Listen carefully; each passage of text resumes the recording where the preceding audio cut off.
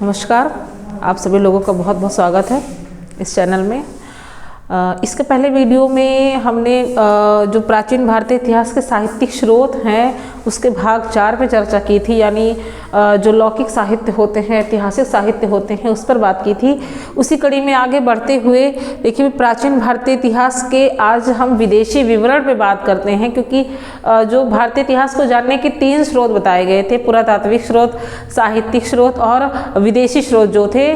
तो पुरातात्विक स्रोत और साहित्यिक स्रोत पे हम पहले भी बात कर चुके हैं, तो आज हम विदेशी स्रोतों पर बात करते हैं। कौन कौन से विदेशी विवरण थे जिनसे भारतीय इतिहास के बारे में जानकारी प्राप्त होती है, देखते हैं। देखिए, विदेशी विवरणों में 3 विदेशी विवरण प्रमुख रूप से मिलते हैं, जैसे यूनानी जो यात्री और लेखक आए थे उनके बारे में, चीनी यात्रियों के बारे में और अरबी यात्री। ये 3 आए तो और भी सारे रहे होंगे, लेकिन ये जो 3 थे ये प्रमुख रूप से हैं, क्योंकि जो इनका ग्रंथ है, इनकी लिखी हुई पुस्तकें हैं, इनकी जो जानकारी मिलती है वो ऑथेंटिक है और ज़्यादा मात्रा में है। तो आइए देखते हैं। सबसे पहले जो यात्री आए थे, यहाँ पे लेखक जो आए हैं, यात्री वो आए हैं, वो यूनानी यात्री थे। क्लियर? देखिए, सबसे पहले जो आए थे वो यूनानी थे। जैसे आक्रमणकारी भी जो आया था वो भी यूनानी ही था, सिकंदर। उसके पहले की बात करते हैं शुरुआत से। तो जो पहला यूनानी लेखक है जिनसे भारतीय इतिहास के बारे में जानकारी मिलती है वो है हेरोडोटस। क्लियर? हेरोडोटस। हेरोडोटस ये कब थे? ये लगभग 5वीं सदी ईसा पूर्व के आसपास में थे। तो इन्होंने अपनी एक पुस्तिका लिखी। क्या लिखी? पुस्तिका, हिस्टोरिका। क्लियर? अपनी एक पुस्तिका लिखी, हिस्टोरिका।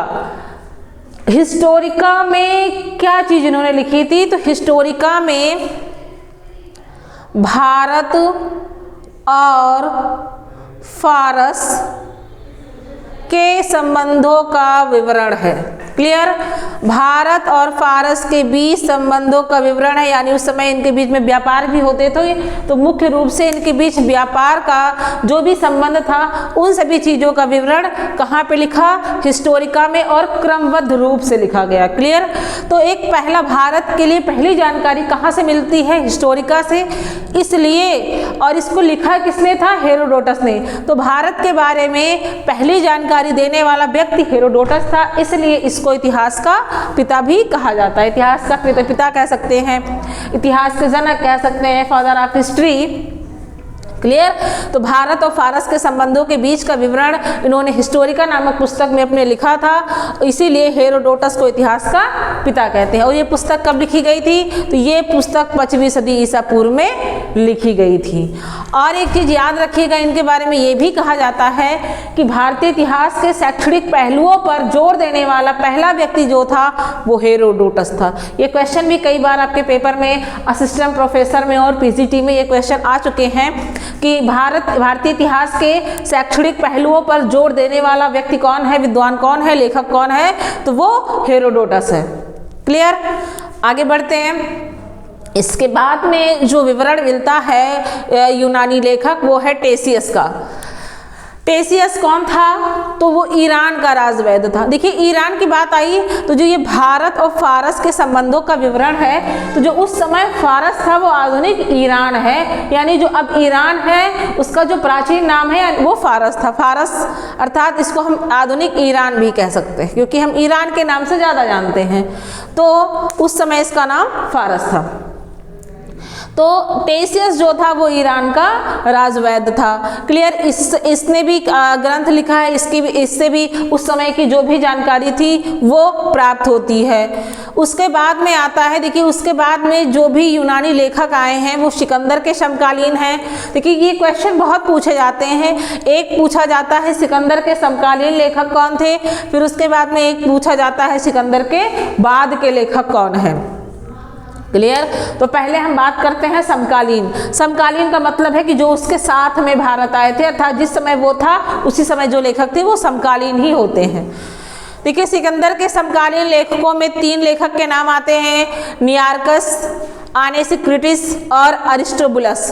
क्लियर, ये तीनों के नाम सिकंदर के समकालीन लेखकों में आते हैं। देखो नियारकस जो था वो सिकंदर का जल सेनापति भी था और एक लेखक भी था। तो ये सारे लेखक जो हैं सिकंदर के समकालीन थे। जब वो आया था भारत, ये भी आए थे, तो इनके विवरणों से भी उस समय के तत्कालीन भारतीय समाज जो थी, भारतीय समाज की जो दशा थी, उसकी जानकारी प्राप्त होती है। इसके बाद में सिकंदर के बाद के लेखक आते हैं। सिकंदर के बाद के लेखकों में देखिए, सिकंदर के जो बाद के लेखक आए हैं वो लेखक तो थे ही, उससे ज़्यादा वो राजदूत भी थे। क्या थे? राजदूत, यानी वो भारत में राजदूत के रूप में आए थे। क्लियर, राजदूत के रूप में वो किसी न किसी राजा के दरबार में आए हुए थे। अब इसमें हम जब पहली जानकारी लेते हैं तो मेघस्थनीज, तो सबसे प्रसिद्ध नाम आता है वो मेघस्थनीज का है। मेघस्थनीज को किसने भेजा था? सेल्यूकस निकेटर ने। जो जैसे थोड़ा पीछे चलते हैं, जब सिकंदर यहाँ भारत से वापस गया था अपने देश, वो पहुँच भी नहीं पाया था, रास्ते में बेबीलोन में ही उसकी मृत्यु हो गई थी। तो जब यहाँ से गया था तो ना भारतीय साम्राज्य जो है वो सेल्यूकस निकेटर को समर्पित करके गया था। तो सेल्यूकस निकेटर इसका मंत्री था। तो सेल्यूकस निकेटर अर्थात ये थे तो यूनान के ही, तो यूनान के थे। तो इन्होंने अपना राजदूत मेघस्थनीज, यानी मेघस्थनीज को अपना राजदूत बनाकर भेजा था। किसके दरबार में? तो मौर्य शासक चंद्रगुप्त के दरबार में। देखिए ये आए थे चंद्रगुप्त के दरबार में। क्लियर, ये चंद्रगुप्त के दरबार में आए थे। चंद्रगुप्त मौर्य के दरबार में आए थे। क्लियर, और ये सेल्यूकस निकेटर ने मेघस्थनीज को भेजा था किसके दरबार में? सेल्यूकस निकेटर के दरबार में भेजा था। तो मेघस्थनीज सेल्यूकस उसके चंद्रगुप्त मौर्य के दरबार में काफ़ी समय तक रहा था, और उस समय का जो मौर्यकालीन समाज था उसके बारे में इसने बहुत अच्छा विवरण लिखा है अपनी पुस्तक इंडिका में। क्लियर, इंडिका किसकी रचना है? तो इंडिका मेघस्थनीज की रचना है। ये भी क्वेश्चन बहुत पूछा जाता है कि इंडिका किसने लिखी है। तो इंडिका लिखी मेघस्थनीज ने, और मेघस्थनीज किसके समय में भारत आया था? तो चंद्रगुप्त मौर्य के समय में आया था। अब मेघस्थनीज को किसने भारत में भेजा था? तो सेल्यूकस निकेटर ने भेजा था। उससे आगे बढ़ते हैं। देखिए दूसरा जो यात्री आया है वो डायमेकस। डायमेकस को किसने भेजा था? तो सीरिया के नरेश एंटियोकस ने भेजा था। एंटियोकस जो थे वो सीरिया के राजा थे, इन्होंने इसको भेजा था। और डायमेकस किसके समय में भारत आया था, यानी उस समय यहाँ किसका वंश था? तो उस समय मौर्य के शासक बिंदुसार का वंश था। बिंदुसार। क्लियर, डायमेकस बिंदुसार के समय में भारत आया था। क्लियर, उस समय यानी उस समय का जो भी था वर्णन इनके ग्रंथों से प्राप्त होता है। तो डायमेकस को किसने भेजा था? तो सीरिया के नरेश एंटियोकस ने अपना राजदूत बना करके मौर्य वंश के दूसरे राजा बिंदुसार के समय में, अर्थात जो चंद्रगुप्त मौर्य के पुत्र थे। अगला बढ़ते हैं तीसरा। देखिए डायमेकस को, क्योंकि डायमेकस जो है वो मेघस्थनीज के बाद में भारत आया था, इसलिए डायमेकस को मेघस्थनीज का उत्तराधिकारी, ऐसा एक उपनाम उसको कहा गया है कि डायमेकस कौन था? मेघस्थनीज का उत्तराधिकारी, ये एक उपनाम उसको दिया गया है। फिर तीसरा जो होता है वो डायोनीसियस है। ये इसको किसने भेजा था? तो इसको मिस्र नरेश टालमी फिलाडेल्फस ने भेजा था, और ये अशोक के समय में भारत आए थे। क्लियर, ये अशोक के समय में भारत आए थे, ये याद रखिएगा। और एक चीज बहुत इंपॉर्टेंट है कि जो ये तीनों यात्री आए हैं ये मौर्य साम्राज्य में ही आए हुए हैं। क्लियर, मौर्य साम्राज्य में देखिए मेघस्थनीज आया था चंद्रगुप्त मौर्य के दरबार में। फिर डायमेकस जो दूसरा यात्री आया है ये बिंदुसार यानी उनके चंद्रगुप्त मौर्य के जो पुत्र थे बिंदुसार के समय में आया है। फिर तीसरा जो आया है डायोनीसियस, ये बिंदुसार के पुत्र अशोक के समय में आए हैं। यानी मौर्य वंश में 3 प्रसिद्ध राजाओं के समय में ही ये तीनों राजदूत भारत आए हुए हैं। क्लियर, तो इस समय जो इन्होंने लिखा उससे भी जानकारी प्राप्त होती है। इन्होंने भारत का बहुत अच्छा वर्णन किया है। इसके बाद में हम आगे बढ़ते हैं तो देखिए जो अगला ग्रंथ रचना है वो है ज्योग्राफी। ज्योग्राफी, इसमें भारत के भौगोलिक इतिहास की जानकारी मिलती है, उसका क्षेत्रफल क्या था, कैसा था।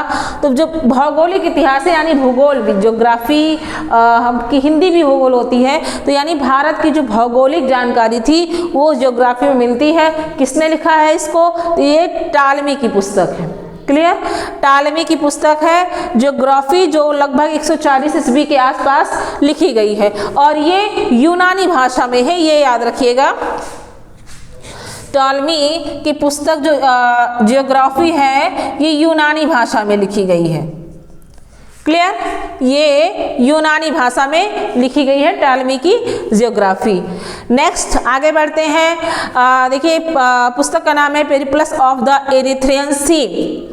क्लियर? ये एक पुस्तक है लेकिन इसका लेखक कौन है ये अज्ञात है, यानी जानकारी इसकी नहीं मिली कि इसको किसने लिखा है। और ये लगभग इसमें कब तक का विवरण है? तो इसमें लगभग 80 से 115 ईस्वी के आसपास की जो भी चीज़ें हैं, जो भी जानकारियां हैं वो इसमें मिलती हैं। तो इसमें व्यापारिक वस्तुओं का विवरण मिलता है, उसमें भारत से जो विदेशों का व्यापार होता था उसका विवरण मिलता है। इसमें पेरिप्लस ऑफ द एरिथ्रियन सी में बंदरगाह जो थे, जैसे बंदरगाह जहाँ जो समुद्री जहाज है आके रुकती है, तो अर्थात बंदरगाहों का विवरण है, व्यापारिक वस्तुओं का विवरण यहाँ पर मिलता है। कहाँ पे? पेरिप्लस ऑफ द एरिथ्रियन सी में। इसके लेखक अज्ञात है। अगली पुस्तक आती है नेचुरल हिस्टोरिका। नेचुरल हिस्टोरिका किसने लिखी है? तो इसको प्लिनी ने लिखी है। ये कब लिखी गई थी? तो ये पहली शताब्दी में है।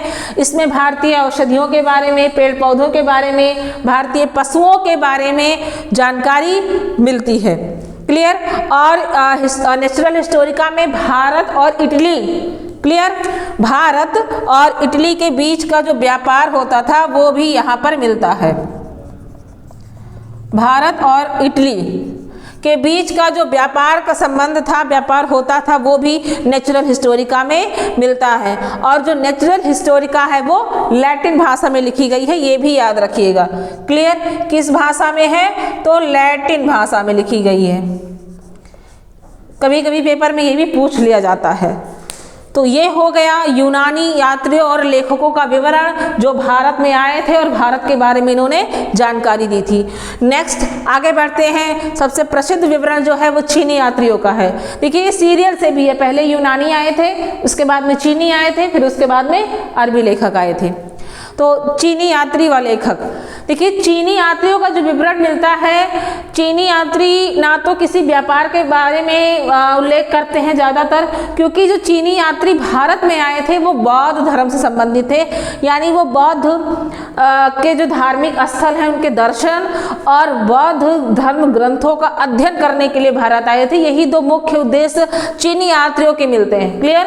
केवल भारत में बौद्ध धर्मों का अध्ययन करने, उनके ग्रंथों का अध्ययन करने और बौद्ध मंदिरों का दर्शन करने के लिए वो भारत में आए थे। तो देखिए इसमें 2-3 यात्री बहुत प्रसिद्ध हैं। जैसे पहला है फाहियान। इसमें जो पहला चीनी यात्री भारत में आता है वो कौन है? फाहियान है। ये लगभग 399 ईस्वी में आया था और 414 ईस्वी के आसपास में ये गया था। और यहाँ पर फाहियान जो है वो 14 वर्षों तक रहा था। और फाहियान किसके समय में भारत आया था? तो गुप्त वंश के शासक चंद्रगुप्त द्वितीय, चंद्रगुप्त द्वितीय अर्थात चंद्रगुप्त द्वितीय विक्रमादित्य के समय में भारत में फाहियान आया था और ये 14 वर्षों तक यहाँ पर रहा था। आगे देखिएगा इसकी पुस्तक, इसने अपना जो यात्रा विवरण है, जो भी यहाँ के बारे में इसने लिखा है, गुप्त साम्राज्य, स्पेशली गुप्त, क्योंकि वो गुप्त के समय भारत आया था, तो गुप्त साम्राज्य की जो भी उस समय की तत्कालीन राजनीतिक, सामाजिक, आर्थिक जो भी दशाएं थी उनका सबसे अच्छा विवरण इसने लिखा है। किस पुस्तक में? तो फोक्यू की, इसकी पुस्तक का नाम है फोक्यू की, फाहियान की पुस्तक। इसी पुस्तक में सारा विवरण प्राप्त होता है। और आगे बढ़ते हैं। देखिए इसने अपनी इसी पुस्तक में, फोक्यू की पुस्तक में ही भारत को तिनएचू ये इसने नाम दिया था। यानी जैसे हम लोग हिंदी भाषा में भारत को भारत कहते हैं, तो भारत को चीनी भाषा में क्या कहा जाता है? तिनएचू। अर्थात फाहियान ने अपनी पुस्तक फोक्यू की में भारत का जो उल्लेख है वो तिनएचू चू नामक मतलब नाम से किया है। ये हो गया फाहियान का विवरण जो गुप्त समय में भारत आया था। आगे आते हैं गुप्त समय में नहीं, गुप्त वंश के समय में भारत आया था। अगला आता है ह्वेनसांग। ये कब आया था? तो ये हर्षवर्धन यानी वर्धन वंश का सबसे प्रसिद्ध राजा जो था हर्षवर्धन यानी हर्षवर्धन के समय में भारत आए थे। क्लियर? ह्वेनसांग हर्षवर्धन के समय में भारत आए थे और ह्वेनसांग यहाँ पर यानी भारत में 16 वर्षों तक रहे थे। 16 वर्षों तक इन्होंने भारत में ये रहे, यहाँ पर अध्ययन किया, यात्राएं की और इनको युआनचांग भी कहा जाता है। युआनचांग। क्लियर? ह्वेनसांग को युआनचांग भी कहा जाता है और ह्वेनसांग को यात्रियों का राजकुमार भी कहा जाता है। क्लियर? यात्रियों का राजकुमार ह्वेनसांग को कहा जाता है। ये क्वेश्चन बहुत पूछा जाता है कि किस चीनी यात्रियों का राजकुमार कहा जाता है, तो ह्वेनसांग को। आगे बढ़ते हैं। देखिए नालंदा विश्वविद्यालय में ह्वेनसांग 6 वर्षों तक अध्ययन किए थे।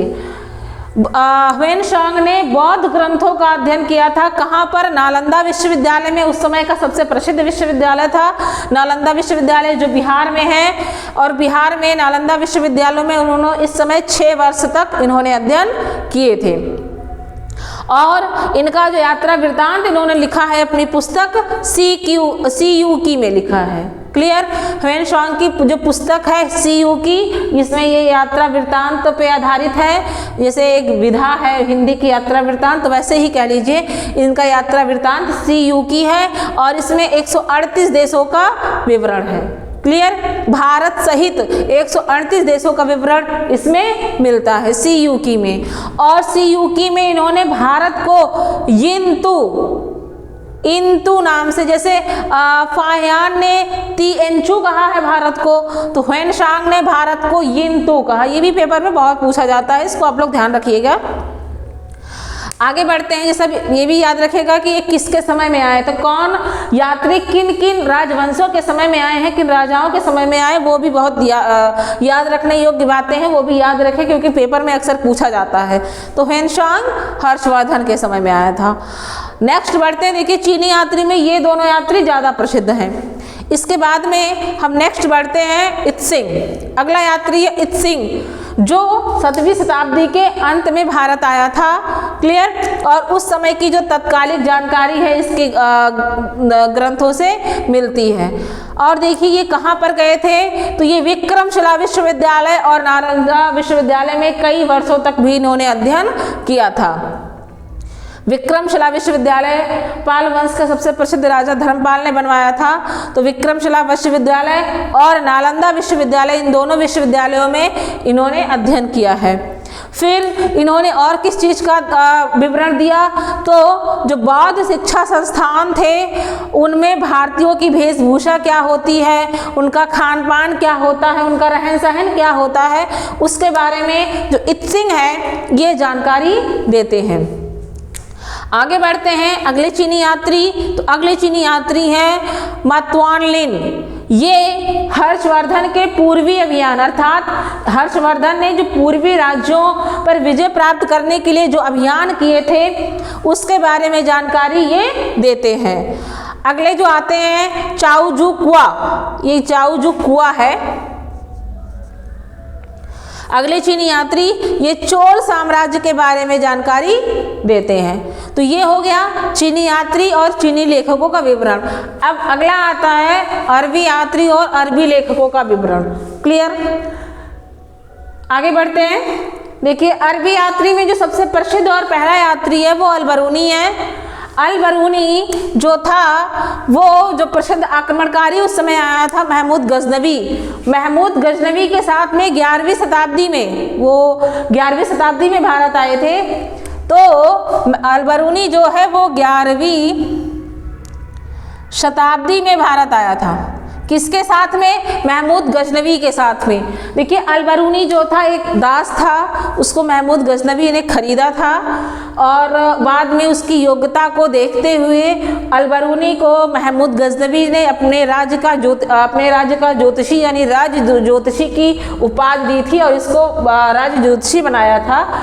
तो अल-बरूनी पहले उनका दास था, बाद में एक प्रसिद्ध लेखक भी हो गया था अपनी योग्यता के आधार पर। तो अल-बरूनी भारत में महमूद गजनवी जब आक्रमण करने आया था तो उसके साथ में यहाँ पर आया था और इसकी जो पुस्तक का नाम है, इसके ग्रंथ का नाम है वो क्या है? तहकीक-ए-हिंद, जिसको किताबुल हिंद भी कहा जाता है। इसका एक नाम है किताबुल हिंद, ये भी याद रखिएगा। कभी कभी क्वेश्चन तहकीक-ए-हिंद ना दे करके किताबुल हिंद दिया जाता है, तो इसी का दूसरा नाम है किताबुल हिंद। तो तहकीक हिंद इनकी पुस्तक है अल-बरूनी की। इन्होंने इसमें जो राजपूत कालीन, उस समय जब ये भारत में आए थे तो उस समय राजपूतों का यहाँ साम्राज्य था, तो उस समय का जो राजपूत कालीन समाज है उसका विवरण इनके तहकीक-ए-हिंद में मिलता है।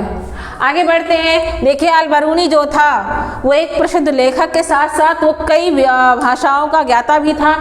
जैसे वो ज्योतिष भी था, ज्योतिषी का भी इसको जानकारी थी, गणित भाषा का भी ज्ञान था, विज्ञान का भी, फारसी का, संस्कृत का और अरबी का, ऐसे ही कई चीज़ों का उसको ज्ञान था। और एक चीज़ और याद रखिएगा, पहला ऐसा मतलब लेखक है, अरबी लेखक है, क्योंकि अरबी लेखक अक्सर अरबी और या जो फारसी भाषाएं हैं इसी में ही लिखते थे। तो जो पहला अरबी यात्री अल-बरूनी था जिसको संस्कृत भाषा का ज्ञान था। ये याद रखिएगा, ये भी क्वेश्चन कई बार पूछा जाता है कि पहला अरबी यात्री, पहला अरबी लेखक कौन है जो भारत की भाषा संस्कृत का ज्ञाता था। क्लियर? क्योंकि ये सब तो मतलब भारत के बाहर से आए थे। तो अल-बरूनी ही है जो संस्कृत का ज्ञाता है, पहला अरबी यात्री। क्लियर? इसके बाद में आगे बढ़ते हैं तो आगे है सुलेमान। अगला जो अरबी यात्री है वो सुलेमान है और ये 9वीं शताब्दी में भारत में आया था। और उस समय यहाँ पे किसका शासक था? तो प्रतिहार यानी गुर्जर प्रतिहार के जो शासक हैं, जो त्रिपक्षीय संघर्ष में कन्नौज के लिए इन्होंने युद्ध किया था, जैसे पाल प्रतिहार और राष्ट्रकूट, तो वही प्रतिहार शासक हैं। तो सुलेमान प्रतिहार शासकों के तत्कालीन समाज के बारे में, उस समय की जो राजनीतिक स्थितियां थी, आर्थिक स्थितियां थी, उसकी जानकारी देता है। अगला यात्री है अल-मसूदी। ये बगदाद से आया था। बगदाद कहाँ है? तो इराक की राजधानी बगदाद है। तो अल-मसूदी जो है वो बगदाद से 10वीं शताब्दी में, क्लियर? ये याद रखिएगा कब आया था? तो 10वीं शताब्दी में ये भारत में आया था। और उस समय भारत में क्या शासक था, किसका था? तो राष्ट्रकूट और प्रतिहार। जैसे मैंने अभी बताया कि कन्नौज के लिए ही पूर्व मध्यकाल में कन्नौज राज्य के लिए हर्षवर्धन के बाद में राष्ट्रकूट शासक, प्रतिहार शासक और पाल शासकों का आपसी त्रिपक्षीय संघर्ष चला था। तो ये उस समय इन्हीं का शासन था। यानी राष्ट्रकूट और प्रतिहार शासकों का वर्णन अल-मसूदी देता है। इन दोनों के बीच का जो भी, क्योंकि ये इनका अलग राज्य था लेकिन ये समकालीन ही थे, तो इन शासकों का वर्णन अल-मसूदी देता है। इसमें कौन कौन से शासक थे उस समय का, उनका समाज कैसा था, उनकी राजनीतिक व्यवस्था कैसी थी, उन सब चीज़ों की जानकारी अल-मसूदी अपने ग्रंथ में देता है। अगले बढ़ते हैं। देखिए इसमें से कुछ फारसी लेखक है, ये तो अभी अरबी लेखक थे। अरबी लेखक यानी ये अरबी भाषा में इन्होंने अक्सर लिखा है। तो जो फारसी लेखक आए हैं ये आपके मध्यकाल में मिलते हैं। मध्यकाल का मतलब है जैसे लगभग ये जो आपका सल्तनत काल चलता है, सल्तनत काल में जैसे खिलजी वंश और तुगलक वंश के आसपास के लेखक हैं ये, तो ये मध्यकालीन लेखक हैं। तो इसमें सबसे पहला जो आता है, इसमें जो सबसे पहले लेखक आते हैं वो फिरदौसी हैं। फिरदौसी, इनकी जो रचना, देखिए ये सारी रचनाएं हैं, क्लियर? ये सारी रचनाएं हैं। तो ये रचना है, तो फिरदौसी की जो कृति है शाहनामा, फिरदौसी ने क्या लिखा था? शाहनामा लिखा है। और शाहनामा में ये उस समय के जो भी मध्यकालीन भारत की जो भी स्थितियां हैं उनकी जानकारी मिलती है, भारतीय इतिहास की जानकारी मिलती है। फिर अगले जो यात्री हैं, अगले जो लेखक हैं, फारसी लेखक हैं मिनहाज उस सिराज। इनकी जो रचना है तबकात-ए-नासरी, इन्होंने ये, इसमें भी तुगलक वंश का इतिहास मिलता है क्योंकि ये उस समय तुगलक वंश था जब ये थे यहाँ पर, तो तुगलक वंश का इतिहास इसमें मिलता है। नेक्स्ट आते हैं तारीख फिरोज शाही के लेखक कौन है? जियाउद्दीन वर्नी। जियाउद्दीन वर्नी ने लिखी है तारीख फिरोज शाही, अर्थात ये फिरोज शाह तुगलक के दरबार में थे, तो उस समय का जो भी समाज था उसकी जानकारी ये देते हैं। तो ये कुछ हो गए फारसी लेखक। तो ये है आपका जो भारतीय इतिहास के विदेशी विवरण की जानकारी के लिए ये चैप्टर था पूरा। तो इसका जो भी इसमें आपको पढ़ाया गया, बताया गया, समझाया गया, उसका अध्ययन करिएगा।